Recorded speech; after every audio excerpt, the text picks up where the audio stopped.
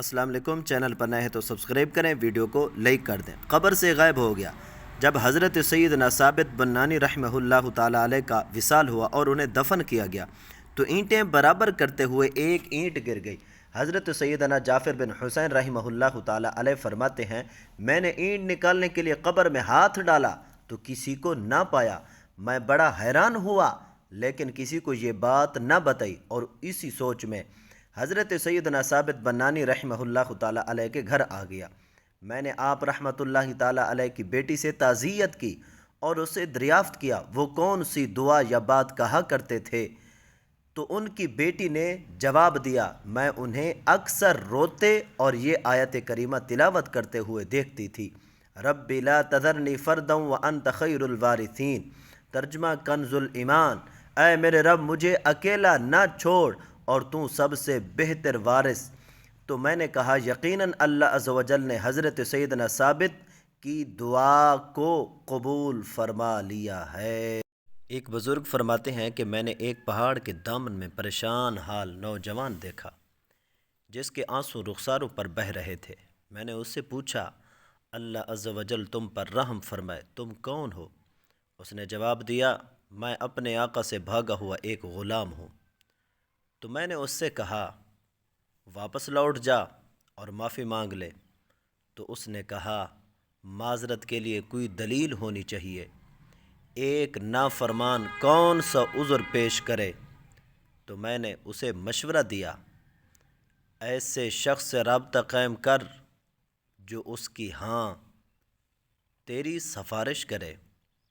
تو وہ کہنے لگا، سب سفارش کرنے والے اس سے ڈرتے ہیں۔ اس کی یہ بات سن کر میں نے اس سے پوچھا، وہ کون ہے؟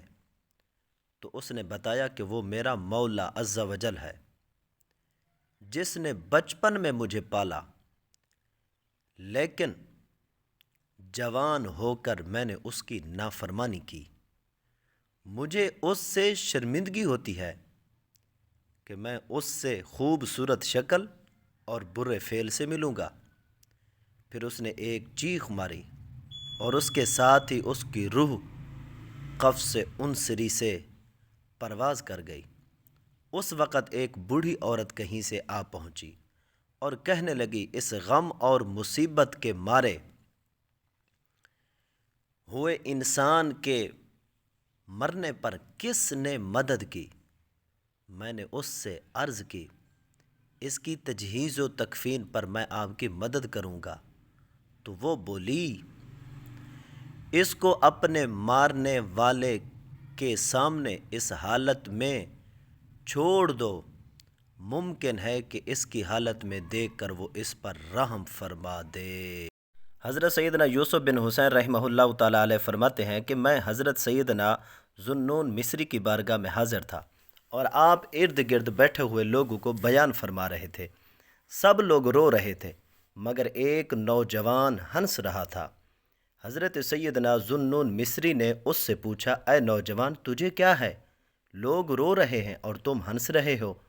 تو اس نے جواب دیا، لوگ یا تو جہنم کے خوف سے عبادت کرتے ہیں اور نجات کو ہی اپنا اجر سمجھتے ہیں، یا جنت میں جانے کے لیے عبادت کرتے ہیں تاکہ اس کے باغوں میں رہیں اور اس کی نہروں سے پئیں، لیکن میرا ٹھکانہ نہ تو جنت ہے اور نہ ہی جہنم، میں اپنی محبت کا بدلہ نہیں چاہتا۔ حضرت سیدنا ذوالنون مصری نے دوبارہ اس سے پوچھا، اگر اس نے تمہیں دھتکار دیا تو کیا کرو گے؟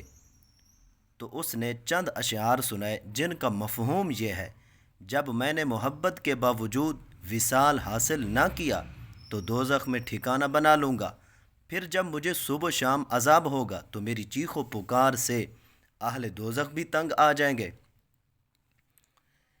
جب میں وصال یار پانے کے کوئی راہ نہ پا سکا تو گناہ گاروں کی ٹولیاں بھی مجھ پر گریہ زاری کریں گی۔ اے میرے مالک عز و جل، چاہے تو مجھے عذاب میں مبتلا کر دے یا آزاد کر دے، مجھے تیری مرضی قبول ہے۔ اگر میں اپنے دعوے محبت میں سچا ہوں تو محض اپنے کرم سے میری حالت کو تبدیل کر دے، اگر میرا دعوی محبت جھوٹا ہے تو مجھے اس کی سزا میں طویل عذاب سے دوچار کر دے۔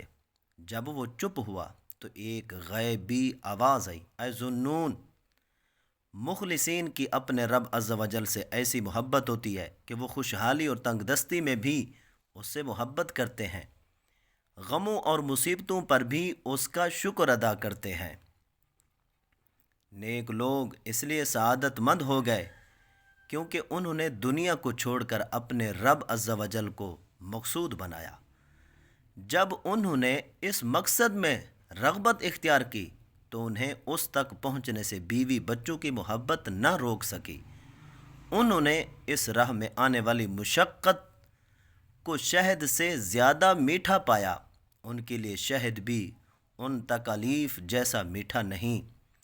وہ ہمیشہ اپنے محبوب کی محبت میں مصائب جھیلتے رہے، پھر بھی قرب کی طلب سے پیچھے نہ ہٹے۔ اور ان کی عظمت کا یہ عالم کہ جب وہ کسی شہر سے کوچ کرتے ہیں تو وہ شہر بھی ان کے فراق میں آنسو بہاتا ہے۔